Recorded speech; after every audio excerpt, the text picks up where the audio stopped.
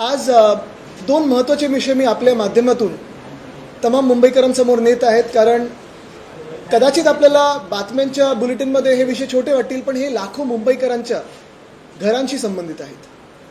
काल आपण मुख्यमंत्र्यांचं उत्तर तर पाहिलंच असेल. नाही, मुख्यमंत्री बोलल्यानंतर लाईट बंद होतो इथे.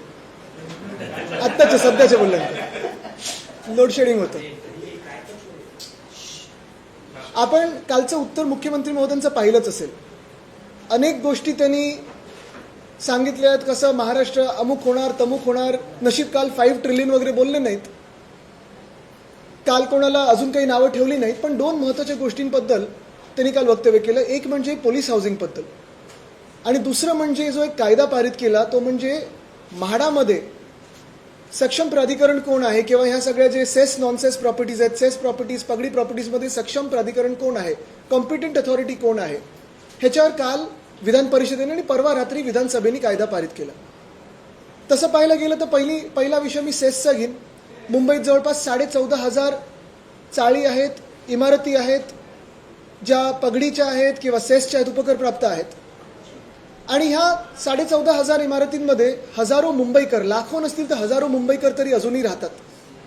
अनेक ह्या इमारती पगडीच्या किंवा सेस प्रॉपर्टीज ज्या आहेत त्या 60 वर्षाच्या, 70 वर्षाच्या, 80 वर्षाच्या, काही 100 वर्षाच्या देखील झालेल्या आहेत. आणि अर्थातच गळती लागलेली आहे, दुरुस्तीची गरज आहे, काही ठिकाणी पुनर्विकासाची गरज आहे. आपल्याला आठवत असेल 2021 साली आम्ही हा कायदा आणला होता महाविकास आघाडी म्हणून, ज्याच्यात सेस प्रॉपर्टीजना 79 1A आणि 1Bच्या माध्यमातून पहिलं 6 महिने जागा मालकाला आणि नंतर तिकडच्या भाडेकरूंना आपण पुनर्विकासाची संधी देत होतो. फेअर कायदा होता. तरी देखील विधानसभेत, विधान परिषदात, विधिमंडळाने दोन्ही पारित झाल्यानंतर पण आम्ही राज्यपालांच्या सहीसाठी पाठवलं. तेव्हा त्यांनी 2 वर्ष तो राष्ट्रपती महोदयांकडे त्यावेळी पाठवला होता कोश्यारी साहेबांनी. कोविंद साहेबांनी तेव्हा काही सही केली नाही. मग आमचं सरकार पाडलं गेलं. त्यानंतर मुर्मू मॅडम आल्या राष्ट्रपती महोदया म्हणून आणि त्यांनी तो कायदा पारित केला. पण कायदा पारित झाल्यानंतरच काही जागा मालक कोर्टात गेले की सक्षम प्राधिकरण कोण आहे, कॉम्पिटंट अथॉरिटी कोण आहे, निर्णय कोण घेणार की ही इमारत डिलॅपिडेटेड आहे की नाही, याच्यावर कोर्टात गेले. आणि त्या वेळीपासून आत्तापर्यंत आमचा हा लढा चालू आहे. मग मी असेल, अजय चौधरीजी असतील, मनोज जामसोलकरजी असतील, आम्ही सगळेच खालच्या हाऊसमध्ये 10 मुंबईचे आमदार आणि इतर अर्थात महाविकास आघाडीचे देखील आमदार हा विषय मांडत आलो, लढत आलो. हे सगळा जो गठ्ठा आहे हा मी खास करून आणला कारण की पत्रव्यवहार असतील, अर्धा तास चर्चा असेल, हे सगळं हा रेकॉर्ड पूर्ण आम्ही ह्याच्यात तो आणलेला आहे. आमची मागणी एकच होती त्यावेळी जी कायद्यामध्ये होती आणि त्यानंतर त्यांच्या पुढे 2 मागण्या होत्या ज्या मी तुम्हाला सांगतो कारण मुंबईकरांसाठी हे खूप ऐकून घेणं महत्त्वाचं आहे. आमची मागणी ही होती की काल जे पारित झालेलं बिल होतं ते खरं तर 2 वर्षापूर्वीच व्हायला पाहिजे होतं. कारण सक्षम प्राधिकरण कोण आहे हा जर विषय त्याच वेळी ठरला असता तर एवढी केस ही खेचलीच गेली नसती. काल आता पारित झाल्यानंतर 20 तारखेलाच ही केस आहे. आपल्या माध्यमातून मुख्यमंत्री महोदयांना मी या हजारो मुंबईकरांच्या वतीने सांगत आहे, विनंती करत आहे की 20 तारखेला जी केस असेल, म्हाडाचे जे कोणी वकील असतील ते, राज्य सरकारचे वकील असतील ते, मग एजी लागले तर एजी, केंद्र सरकारचे जे कोणी असतील ते, हे तिथे उभं करून ही सुनावणी होईल ह्याची जबाबदारी स्वतः मुख्यमंत्री महोदयांनी घ्यावी. नुसतं काल कायदा झालाय, अजूनही ते सबज्युडिस आहे. काल कायदा झाला म्हणजे सेसमध्ये राहणाऱ्या किंवा पगडीमध्ये राहणाऱ्या लोकांनी अजूनही हे विचार करू नये की आता आम्ही घर सोडून जाऊ शकतो, आमचा कायदा पास झालेला आहे, पारित झालेला नाही. काल कायदा पारित झाला आहे पण निकाली ही केस लागायची आहे. म्हणून कृपा करून कोणी जर तुमच्याकडे जागा मालक आलं, बिल्डर आला की बघा आता तुमचा तर पुनर्विकास होणारच आहे, विकास होणारच आहे, घर सोडून जा, घर सोडून जाऊ नका. बाहेर देखील आम्ही ज्या मागण्या मांडत आहोत, मग शिवसेना उद्धव बाळासाहेब ठाकरे पक्ष म्हणून असेल, पगडी एकता संघाचे मुकेश शाह आहेत आणि अनेक असे लोक आहेत जे आमच्यासोबत काम करत आहेत. इथे मातोश्रीवर प्रत्येक आठवड्यात वेगळ्या वेगळ्या चाळींसोबत, इमारतींसोबत बैठका होतात आमच्या. आणि त्यांच्या मनात सक्षम प्राधिकरणसोबत अजून एक भीती आहे जी मी मुख्यमंत्री महोदयांना पुन्हा एकदा विनंती करते आणि आठवण करून देतोय. अनेकदा पत्र लिहिली आहेत, भेटीगाठी झाल्यात, तेव्हा पण विचारले की सक्षम प्राधिकरण हा एक विषय झाला, पण ह्याच्या पुढे जाऊन आता हा कायदा पारित झाल्यानंतर जर हा निकाल लागला 20 तारखेला, त्यानंतर म्हाडाचा जो SOP आहे, स्टँडर्ड ऑपरेटिंग प्रोसिजर, ते तुम्ही बनवलेलं आहे, ते टॅग कमिटीकडे कसं जाणार, डिलॅपिडेटेड स्ट्रक्चर कोण डिसाईड करणार, जागा मालकांना तुम्ही अपीलमध्ये जायला देणार, हे सगळं थोडं बदलून सोपं करा, सरळ करा. आणि ठीक आहे, जागा मालकांना त्यांचा न्याय हक्क जो असेल तो द्याच, पण जे भाडेकरू आहेत त्यांचा देखील आवाज दबला जाणार नाही ह्याची पण काळजी आणि दक्षता तुम्ही घेणं गरजेचं आहे. आणि तिसरी गोष्ट आणि सगळ्यात महत्त्वाची गोष्ट, आपल्याच माध्यमातून ह्याच कायद्यासाठी, ती म्हणजे तुम्हाला एविक्शन नोटीस येतील तर आम्हाला संपर्क करा. आणि मुख्यमंत्र्यांना परत एकदा सांगतोय की अनेक जागा मालक असतील किंवा बिल्डर असतील, मुंबईकरांना धमकवत आहेत ह्या सेस प्रॉपर्टीजमध्ये किंवा पगडी प्रॉपर्टीजमध्ये, नोटिसेस पाठवत आहेत आणि घर खाली करण्याची त्यांना धमक्या देत आहेत. घर एकदा खाली झालं, रिकामं केलं घर, की मग तुमचा अधिकार जातो. म्हणून टेनंटचं रजिस्ट्रेशन करून घेणं देखील म्हाडाची जबाबदारी आहे. ती म्हाडाने केली पाहिजे, सरकारने केली पाहिजे, जेणेकरून टेनंटला त्यांचा अधिकार हा पूर्ण मिळेल. ही झाली सेसची गोष्ट. म्हणजे पहिली गोष्ट म्हणजे कायदा पारित झालाय पण अजून निकाल लागायचा आहे. दुसरी गोष्ट म्हणजे मुख्यमंत्री महोदयांनी एविक्शनच्या नोटिसेसवर बंदी आणावी, नाहीतरी सबज्युडिस आहे आणि आता कायदा केलेला आहे. आणि तिसरी गोष्ट म्हणजे कुठेही जी काही ह्या टॅग कमिटी वगैरेच्या सगळ्याचा काही गोंधळ आहे तो सरळ आणि सोपा करावा. जसं सेसबद्दल हा एक विषय आहे, तसा दुसरा विषय म्हणजे काल मुख्यमंत्री महोदयांनी एक सन्मान्य सदस्य काळीदास कोळंबकरजींना क्रेडिट देत असताना सांगितलं की पोलीस हाऊसिंगबद्दल आता आम्ही विचार करणार आहोत. तसं पाहायला गेलं तर मुंबईतले सगळेच आमदार आणि खास करून आम्ही शिवसेना उद्धव बाळासाहेब ठाकरे पक्षाचे आमदार हे पोलीस हाऊसिंगबद्दल असेल किंवा शासकीय कर्मचाऱ्यांबद्दल असेल, प्रत्येक अधिवेशनात आवर्जून हा विषय मांडतो. मग कुठच्याही चर्चेतून असो, लक्षवेधीमधून असो, प्रस्तावामधून असो, पोलीस हाऊसिंगबद्दल आम्ही आग्रही असतो. मुंबईत जवळपास प्रत्येक मतदारसंघात पोलीस हाऊसिंग आहे आणि आमची मागणी हीच आहे, सरळ आहे, स्पष्ट आहे. कारण काल जी काही वक्तव्य आम्ही ऐकलं ते हेच होतं की जे इन सर्व्हिस पोलीस आहेत त्यांच्यासाठी मोठी घरं आता बांधून देणार. ठीक आहे, तिथं झालीच पाहिजेत, त्याच्यावर आम्ही आग्रही आहोतच. पण ते होत असताना जे रिटायर्ड पोलीस कर्मचारी आहेत, ज्यांच्या परिवारांनी 2-3 पिढ्या पोलिसांमध्ये काढलेल्या आहेत, त्यांना तुम्ही हक्काची घरं कधी देणार? आणि तुम्ही देऊ शकता. आमचा जो प्लॅन आहे, मी मुख्यमंत्री महोदयांना मागच्याच महिन्यात डिटेल्ड पत्र लिहिलेलं आहे की जसं मुंबईमध्ये तुम्ही आता म्हाडाच्या माध्यमातून ते लेआउट जे आहेत पोलीस वसाहतींचे तिथे रिडेव्हलपमेंट करतायत, पुनर्विकास करत आहात, त्याच्यात जवळपास 60% तुम्ही सर्व्हिस पोलीसवाल्यांना ठेवू शकता आणि 40% हे रिटायर्ड पोलीस कर्मचाऱ्यांसाठी ठेवू शकता, ज्याच्यात कन्स्ट्रक्शन कॉस्टवर तुम्ही जर त्यांना विकलत तर त्यांना मुंबईच्या बाहेर जाण्याची गरज नाही पडणार आणि त्यांना मुंबईतल्या मुंबईतच हक्काचं घर मिळेल. तसं पाहायला गेलं तर काल जो उल्लेख झाला मुख्यमंत्री महोदयांकडून तो म्हणजे डीजी लोनचा. ठीक आहे, आता अनेक वर्षांतर डीजी लोन थोडं सुरू झालेलं आहे, पण ह्या डीजी लोननी तुम्ही खरोखर मुंबईत घर घेऊ शकणार आहात का? जी घरं घेतली जाणार ती बाहेर घेतली जाणार. म्हणजे हा सगळा जो वर्ग आहे ज्यांनी मुंबईची सेवा केली आहे, मुंबईचं रक्षण केलं आहे, सर्व्हिस झाल्यानंतर तुम्ही ह्यांना मुंबईच्या बाहेर ढकलणार, हे योग्य नाही आहे. आणि म्हणून आम्ही आग्रही आहोत की एकतर दंडनीय शुल्क जो तुम्ही लावलेला आहे तो रद्द करा किंवा कमी करा. HR तर तुम्ही कापताच 33% पगारातून. ते होत असेल तर आत्ता ह्या पोलीस वसाहतीची हालत अशी का खराब झालेली आहे? आणि तिसरी गोष्ट म्हणजे मुख्यमंत्री महोदय जेव्हा ही बैठक बोलवतील तेव्हा इन सर्व्हिस आणि रिटायर्ड पोलीस कर्मचाऱ्यांना देखील किंवा पोलीस परिवारांना बोलवा, पोलीस पत्न्यांना बोलवा, जेणेकरून त्यांचा आवाज देखील तुमच्या कानावर जाईल. राजकारण तुम्हाला करायचं असं असेल, आम्हाला बोलवायचं नसेल, नका बोलू, पण पोलीस परिवारांना, रिटायर्ड पोलीसवाल्यांना नक्की बोलवा. ह्याच्यावर तुम्हाला काही प्रश्न असतील तर तुम्ही विचारू शकता. तसं प्रश्न विचारण्यासारखं नाहीच याच्यावर. तर मुख्यमंत्री काय जनार्दन चाळक पुरुषोत्तमवाडी त्यांच्याबरोबर आमच्या 2-3दा बैठका झालेल्या आहेत. त्याच्यात देखील पागडी एकता संघ त्यांना मदत करत आहे, शिवसेना उद्धव बाळासाहेब ठाकरे पक्ष मदत करत आहे. मी त्यांना म्युन्सिपल कमिशनर महोदयांकडे पण घेऊन गेलो होतो. त्यांना एक मार्ग आम्ही सुचवलेला आहे जो म्युन्सिपॅलिटीकडून किंवा BMCकडून मदत होऊ शकते. त्या समितीबरोबर माझी आता 1-2 दिवसात बैठक होईलच. तो जर त्यांनी स्वीकारला तर आम्ही म्युन्सिपल कमिशनरकडे आग्रही राहू.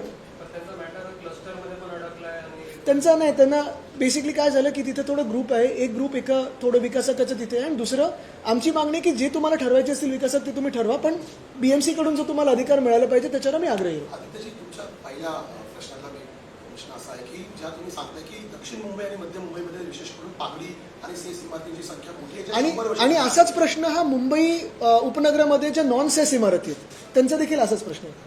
पण ज्या जुन्या इमारती आहेत, ज्या धोकादायक म्हणून डिक्लेअर झालेल्या आहेत, ज्या C कॅटेगरीमध्ये पण गेलेल्या आहेत, अशा जर भाडेकरूंनी घरं खाली केलेली आहेत तर तुम्हाला वाटत नाही का पावसाळा सुरू आहे, विशेषतः पावसाळ्यामध्ये दक्षिण मुंबईमध्ये दरवर्षी एकतरी इमारत कोसळत असते, जीवितहानी होऊ शकते, मग त्याला जबाबदार कोण असते? हेच गोंधळ मला वाटतं थोडं आपल्याला सावरायला पाहिजे. कारण C1 कॅटेगरीमध्ये एखादी बिल्डिंग आल्यानंतर किंवा इमारत आल्यानंतर नोटीस तर दिली जाते. साधारणपणे आत्ता 82 की 83 बिल्डिंग्स म्हाडाच्या इमारती ह्या त्यांनी धोकादायक अशा ठरवलेल्या आहेत. ह्याच्यात काही मागच्या वर्षीच्या आहेत, काही ह्या वर्षीच्या आहेत. आणि मी जे सांगत आहे की अनेक ठिकाणी हे रहिवासी का नाही बाहेर पडत आहेत, कारण एकदा ते त्या घरामधून बाहेर पडले की त्यांचा त्या घरावरचाच हक्क निघून जातो आणि अनेकदा आपण पाहतो मग त्या इमारती तशा राहतात, जागा मालक कब्जा करतो आणि पुनर्विकासाला भलतंच कोणतरी आणतो. आमची मागणी ही राहील की ह्यांना एकतर तुम्ही टेनंट म्हणून ओळख द्या, रजिस्ट्रेशन करा आणि लगेच ते खाली करायला तयार आहेत. मी तर पहिलं आग्रही आहे की सुरक्षा पहिलीच राहिली पाहिजे, त्यांची सुरक्षा झालीच पाहिजे. पण ते होत असताना त्यांचा अधिकार देखील तेवढंच सुरक्षित राहिला पाहिजे.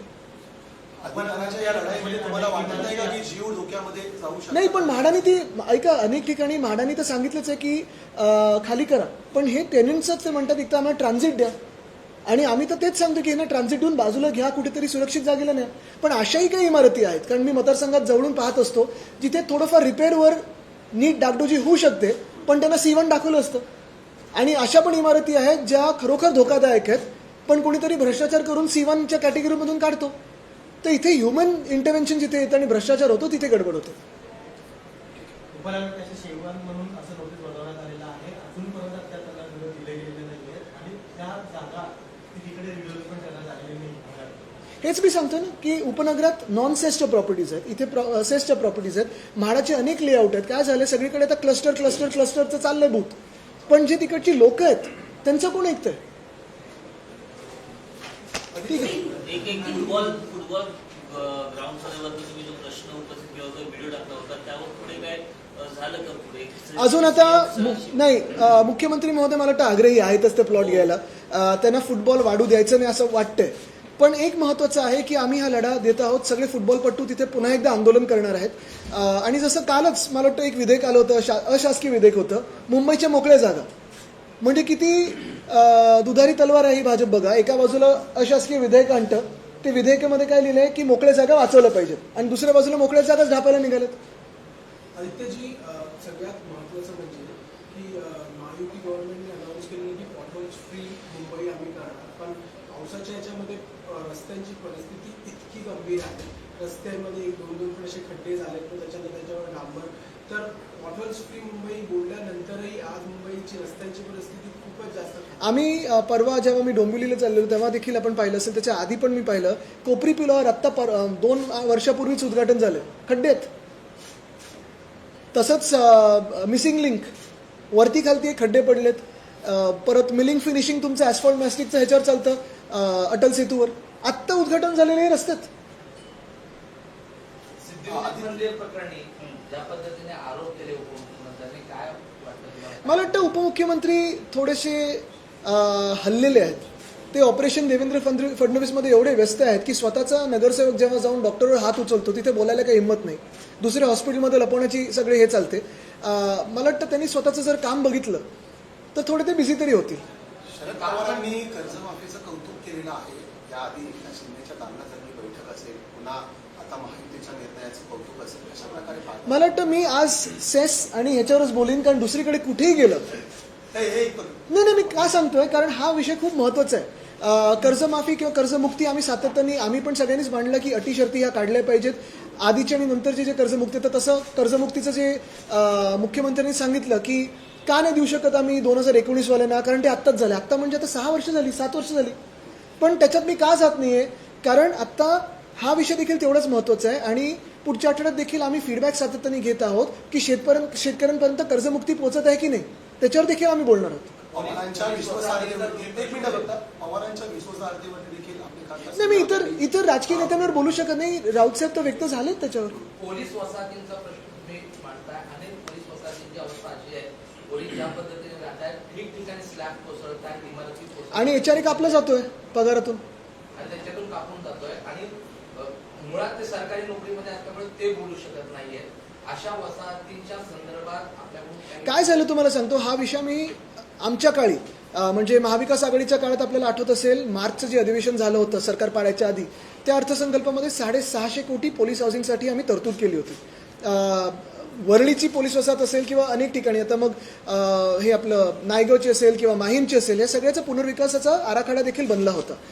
आत्ता काय झालंय, 4 वर्ष उलटल्यानंतर एकदम त्यांना आठवलं नाही आता सगळे क्लस्टरमध्ये करायचं. वरळीत देखील 28 एकर आहे. एक सुद्धा RGPG न हलवता, एक सुद्धा झाड न कापता तुम्ही तिथे अधिक फ्लॅट्स बनवू शकता, जास्ती फ्लॅट्स बनवू शकता आणि रिटायर्डवाल्यांना पण देऊ शकता. ही मी डिटेल्ड नोट मुख्यमंत्र्यांना दिलेली आहे. पण त्यांची एक विल पॉवर पाहिजे. आता हे जे काल त्यांनी घोषणा केलेली आहे की 7 दिवसात आम्ही बैठक घेऊ, ही गेल्या 4 वर्षात मला वाटतं 8वी की 9वी बैठक असेल. निवडणुकीच्या आधी घटनाबाह्य मुख्यमंत्री मिंदेंनी आश्वासन दिलं होतं की 8 दिवसात तुम्हाला घरं देतो रिटायर्ड पोलीस हाऊसिंगला. सिडकोची घरं खाणीत दाखवली होती मुंबईच्या बाहेर. तसंच मला वाटतं नंतर मागच्या ह्या मुंबई महानगरपालिकेच्या निवडणुकीच्या आधी राहुल नार्वेकर अध्यक्षांनी एक समिती जाहीर केली होती. मग अजून कोणीतरी एक समिती जाहीर केली होती. मागच्या दिवसात गृहराज्यमंत्र्यांनी मला आश्वासन दिलं होतं, ते आश्वासन समितीमध्ये आता पाठवलं मी, की नाही आपण बैठक लावू आणि हा विषय निकाली लावू. हे नुसतं आश्वासनामागे आश्वासनं चाललेली आहेत. आदित्य, महाराष्ट्राच्या राजकीय संस्कृतीचा विषय जिथे महाराष्ट्राचे मुख्यमंत्री फ्लोर ऑफ द हाऊसमध्ये टट्टे आणि कुत्रेसारखा उल्लेख करतात वन, आणि त्यांच्यावर जर कोणी प्रश्न विचारला तर आणि किंवा त्यांच्यावर काही देशद्रोही आहेत. त्यांना स्टँडअप कॉमेडियन म्हणून बोलतात महाराष्ट्राचे मुख्यमंत्री. राजकीय संस्कृती त्यांना विचारा ना, ते त्या दिवशी ते पण आहेत त्या व्हिडिओमध्ये जेव्हा ते खासदार बोललेत त्यांना तुम्हाला जेवायला देतो वगैरे. पण दुर्दैव असं आहे की महाराष्ट्र कधी एवढा राजकीय संस्कृतीत खालावला नव्हता. आता एवढं जेवढं खालावलं आहे, नासवलेलं आहे, या भाजपानी असेल किंवा इतर त्यांच्या आता भाडेके काय काय मला माहीत नाही, भाड्याचे आहेत, विकत घेतलेत, फुकटात घेतलेत, मला माहीत नाही. पण ह्या सगळ्या लोकांनी आपण पाहिलं असेल की मुळात ज्या विषयांवर चर्चा झाली पाहिजे महाराष्ट्रात ती न होता एकामेकांना नावं ठेवणं, पक्ष फोडणं, ह्याच सगळ्यात व्यस्त आहेत. आणि म्हणून हे विषय मागे राहू नयेत म्हणून मी तुम्हाला सगळ्यांना परत ह्याच्यावर आणतो. West Bengal government formed 9-member expert committee in which it is chaired by Supreme Court retired judge to draft UCC. What do you say on this? I have already stated that first and foremost, in terms of uniformity, show us uniformity in the ED, IT, CBI acting on everyone in the country. Why isn't ED and IT going to Champat Rai's house and Ali Mishra's house? Uniform civil code, I mean, get everyone under the same act of all your actions also. Show the same MP-led funds to everyone, give it to everyone for development. तो ये तो है, लेकिन apart from that, in terms of uniform civil code, I think it's too premature to say anything on it. Let the report be tabled, let the bill be tabled, then we can speak on it.